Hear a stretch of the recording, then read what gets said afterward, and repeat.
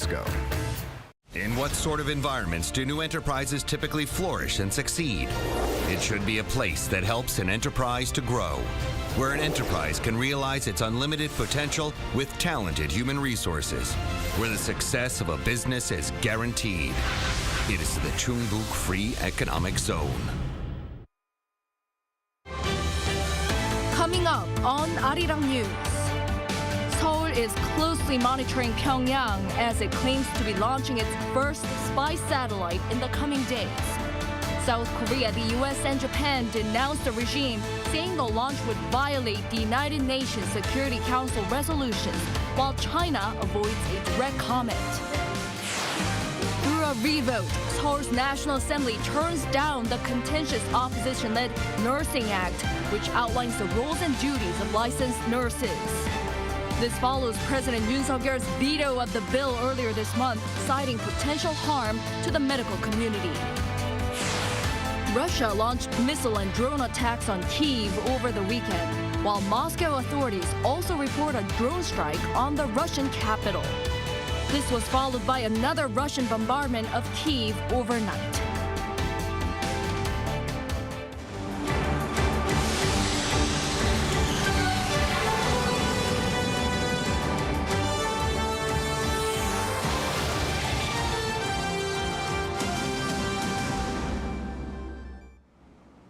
Good evening. It's 9 p.m. here in South Korea. Thank you for joining us on Arirang News. Seoul and the international community is closely monitoring any military movement by Pyongyang as it claims it'll launch a spy satellite as early as this week. South Korea, the U.S., and Japan condemn its planned launch, while China avoids a direct comment. Our North Korean affairs correspondent Kim Mo-kyun has our top story. North Korea state media KCNA, citing high-ranking military official Lee Byung-chul, reported Tuesday that the regime is planning to launch a military spy satellite as soon as June. Now, this is the first time that the North has revealed any sort of timeline for the satellite launch. According to the report, Lee, the vice chairman of the Central Military Commission of the ruling Workers' Party, said the military reconnaissance satellite would be launched to track, monitor, and determine in real time the military actions of Washington and its allies. He also took time to point at the latest joint live-fire exercises by Seoul and Washington, which are set to continue through mid-June. The news of the imminent spy satellite launch drew contrasting responses from world powers. The U.S. State Department denounced North Korea's threats, warning that the regime will be held accountable for its actions. It says an actual launch using long-range ballistic missile technology is a violation of the UN Security Council resolutions. South Korea also says a spy satellite launch will be a breach of resolutions and that it is working closely with U.S. intelligence authorities for any acts of provocation from Pyongyang. South Korea and the U.S. intelligence authorities are in close cooperation in monitoring related movements and a possible provocation by North Korea using the so-called satellite. Japan, which was first to hear the news from North Korea on Monday, stressed that the plan threatens Tokyo's security and warned of corresponding actions like interception if the satellite invades Japanese territory, waters, or airspace. North Korea launching a ballistic missile purporting to be a satellite is a serious provocation to our country's security. Meanwhile, North Korea's biggest ally, China, reiterated its previous stance on the importance of carrying out meaningful and balanced conversations. The situation on the Korean peninsula has come to where it is for a reason. We hope that all parties concerned will face the issue head-on, stick to the direction of a political settlement, and address their legitimate concerns in a balanced manner through meaningful dialogue. China, however, did not respond to whether the satellite launch is a violation of the UN Security Council resolutions. Kim Mo-kyun, Arirang News. So what makes North Korea's planned satellite launch controversial, and why the timing now? To delve deeper into the significance of the matter, here's our Lee Kyung-in. Launching its first reconnaissance satellite is key to North Korea's 5-year military advancement plan rolled out in 2021 with the aim of having it ready by April this year. Sending a satellite into orbit requires a long-range space rocket. While space development is an open race for many countries, this is not the case for North Korea. Because the required rocket involves long-range missile technology and the regime is banned from using it under UN Security Council resolutions, regardless of the purpose. Despite warnings from the international community, North Korea has been accelerating its militarization of space. Earlier in May, leader Kim Jong-un inspected the satellite and gave the go-ahead for, quote, future action plan. And the actual launch is likely in the coming days as regime is aiming for June. Affecting the timing, the weather factors to avoid seasonal monsoon rains or typhoons, but also the North's competitive spirit against the South. North Korea desperately wants to be ahead of South Korea when it comes to satellite launch capability. And South Korea just put a satellite, 7 of them in fact, into orbit about a week ago. But at the core of Pyongyang's planning is the military component.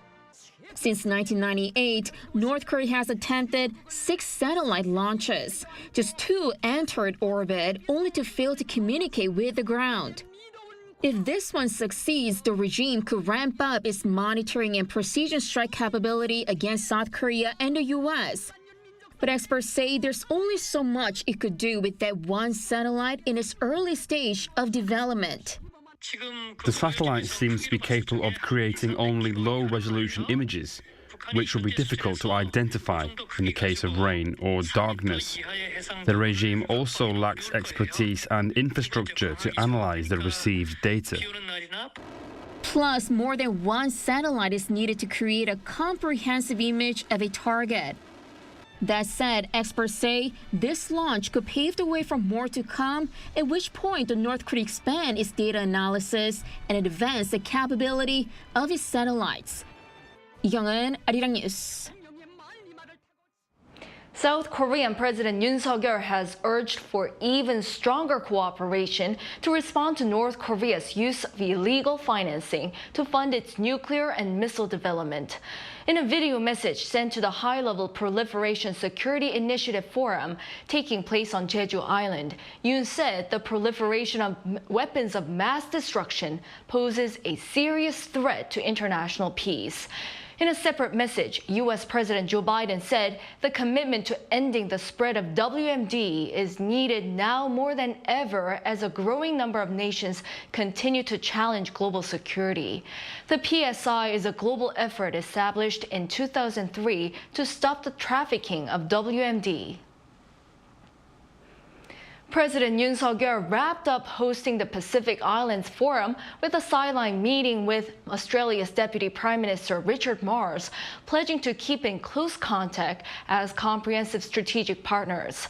The president met with the Australian Deputy Prime Minister on Tuesday morning as he was representing Australia at the ROK-PIF summit. President Yoon asked Australia to play a key role in South Korea's relations with the Pacific Island nations. Marles replied, saying that Australia wished to expand cooperation in terms of security and said he wishes for South Korea's arms industry to contribute to enhancing Australia's defense capabilities.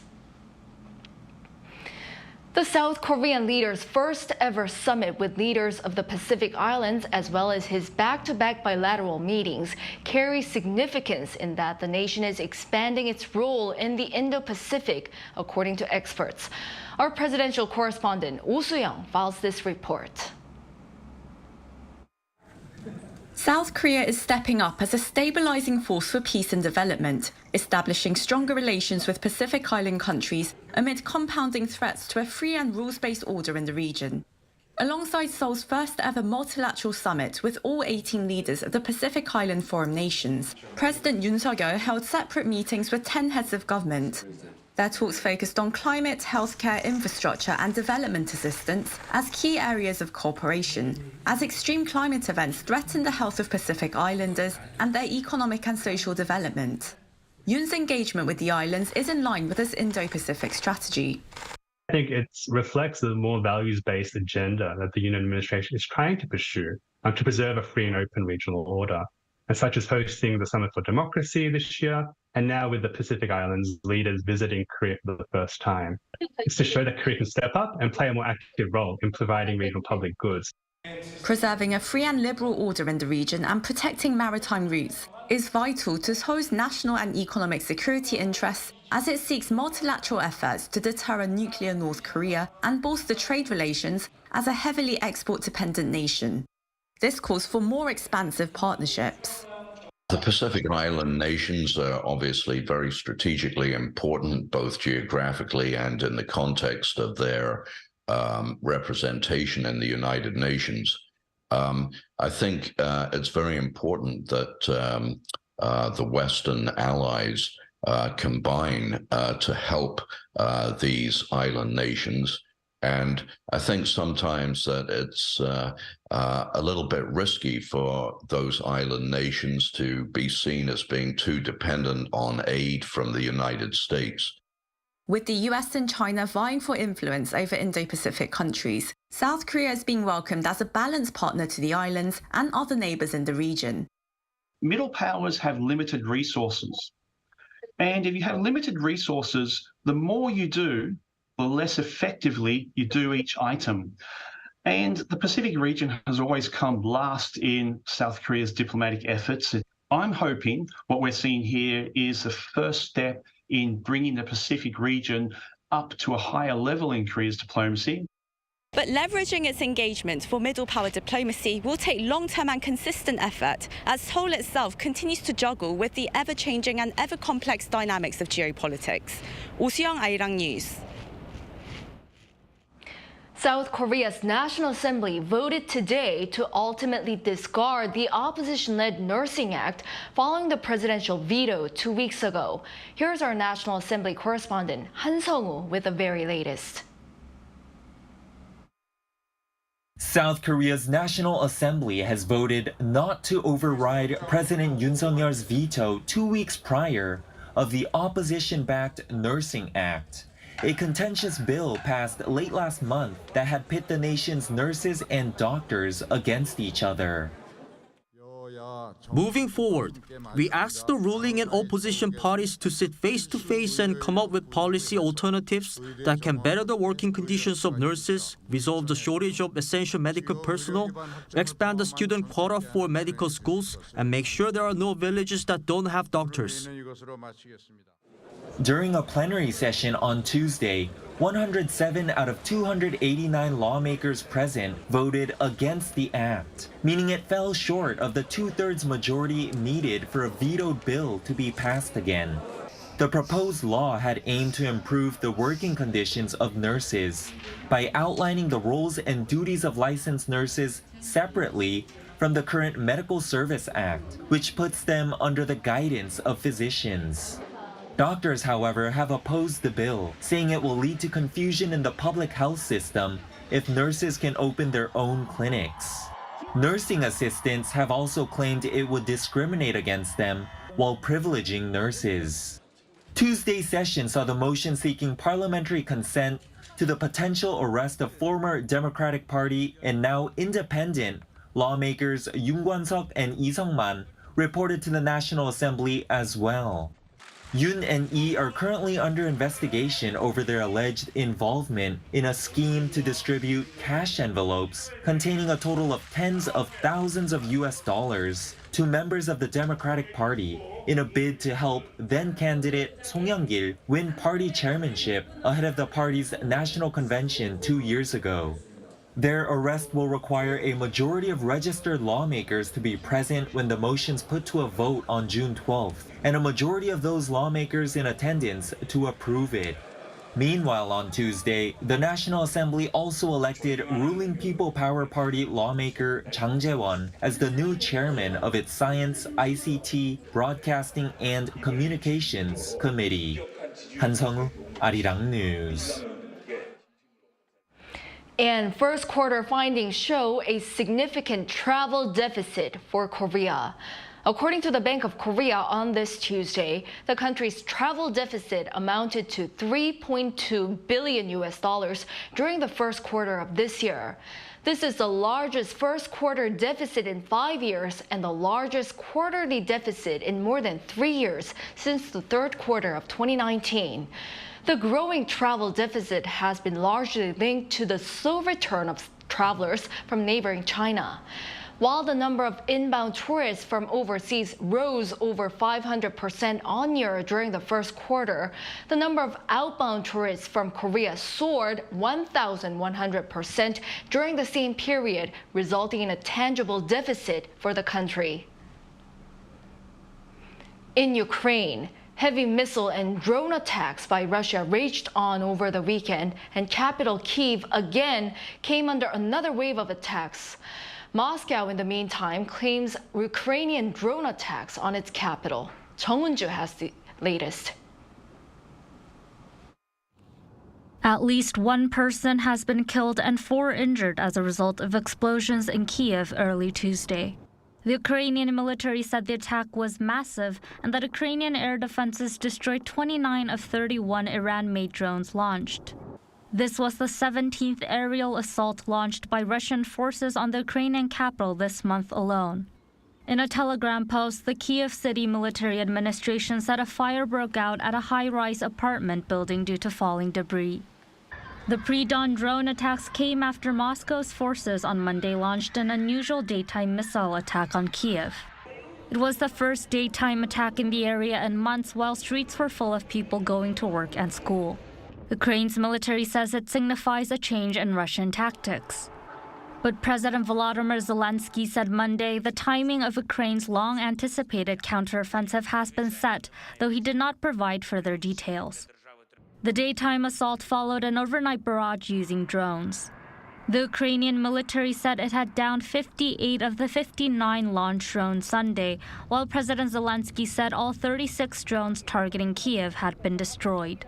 Russia has ramped up attacks on Ukraine's capital, Kyiv, this month with Iran-manufactured kamikaze drones, resulting in the destruction of infrastructure and civilian deaths. And with Moscow using Iranian-made drones, Ukraine's parliament voted in favor of a proposal to impose additional sanctions against Iran to stop the transit of Iranian products through Ukrainian territory. Meanwhile, Russian state media reports that a drone attack in Moscow early Tuesday resulted in minor damage to several buildings, but no casualties were reported.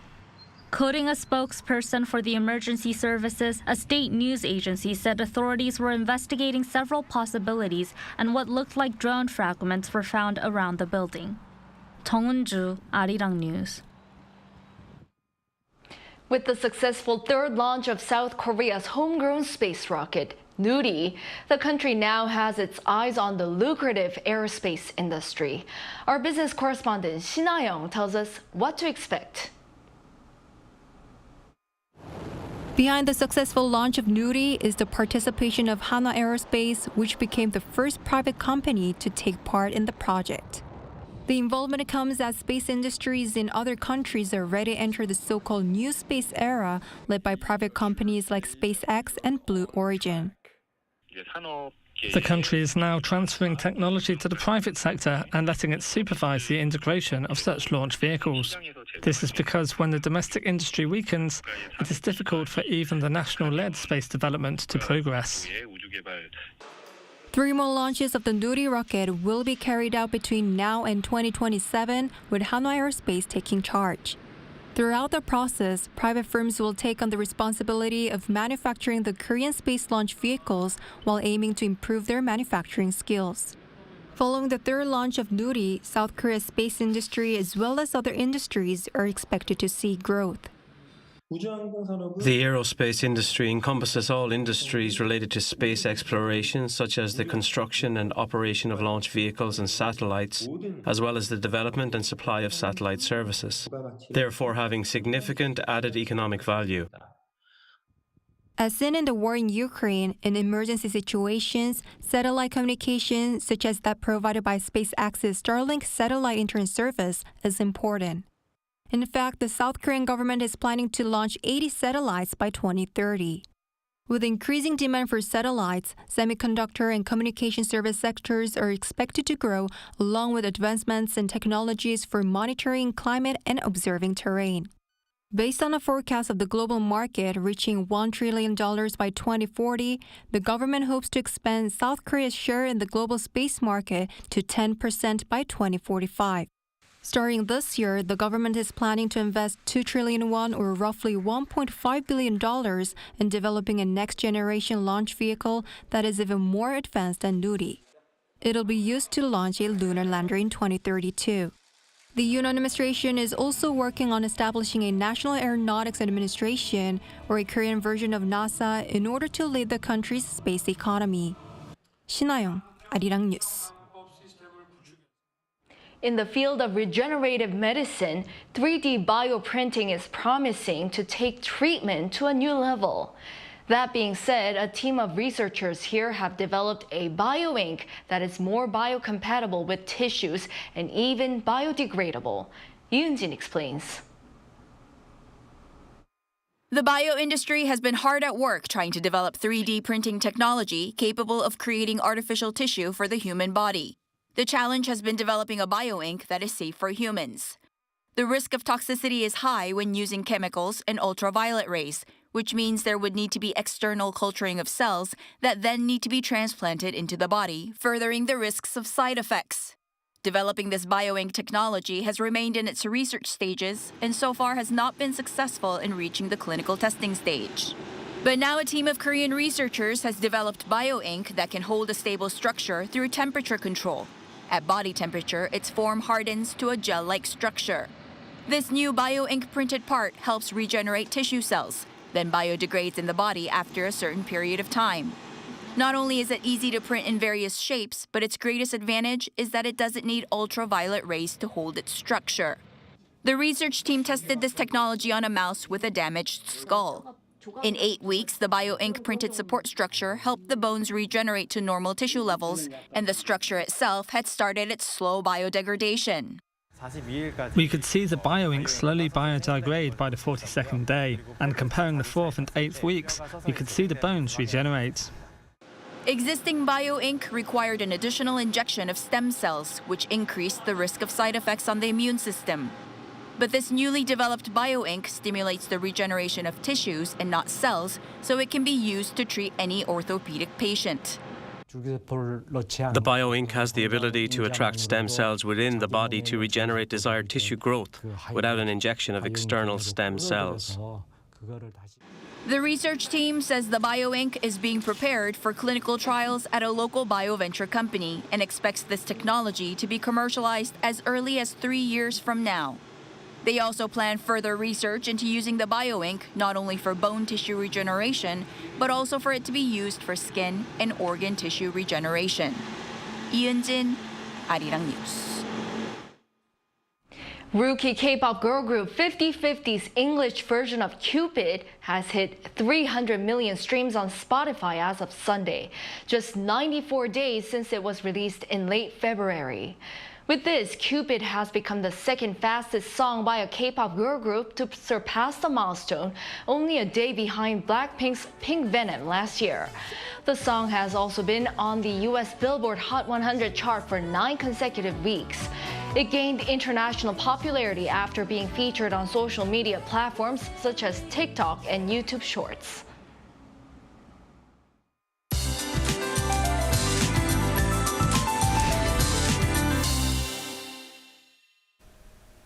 A high-pressure system will bring unseasonable heat for western parts of the country tomorrow. For Seoul, highs will be topping out at 28 degrees Celsius. For eastern regions, conditions will be a whole lot different with much breezier spells in store. For Donghae in Gangwon-do province, maximum temperatures will be topping out at only 21 degrees. Showers are in the forecast for parts of the south tomorrow. The south coast will see about 5 to 20 millimeters, while Jeju Island can expect 20 to 60. Showers will last until tomorrow morning. Expect strong UV rays to prevail nationwide, while most regions will see UV ray index in the very high range. The south coast will see extreme levels. The peak hours for sun exposure are in between 10 a.m. and 3 p.m. For tomorrow, Seoul and Gwangju will be starting off at 18 degrees.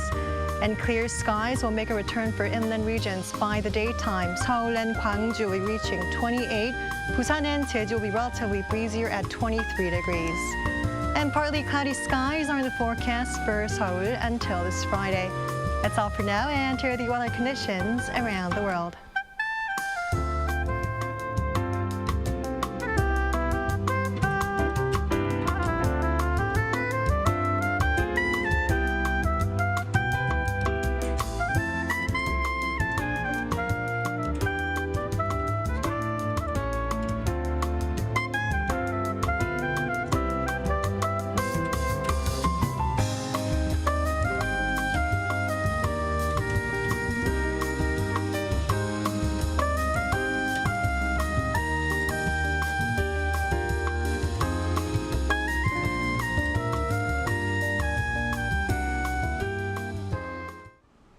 That's all for this Tuesday night newscast. Thank you for watching. We'll be back with the latest news tomorrow. Have a good night.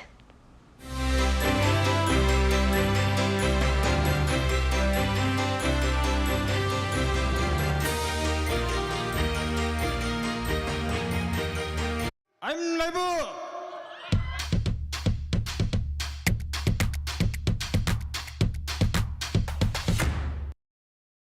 저를 도와주시는 분들이 저희와 함께 해주시는 세션분들 아무리 봐도 없지.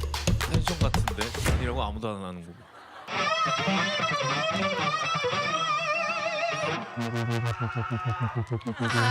좋아요.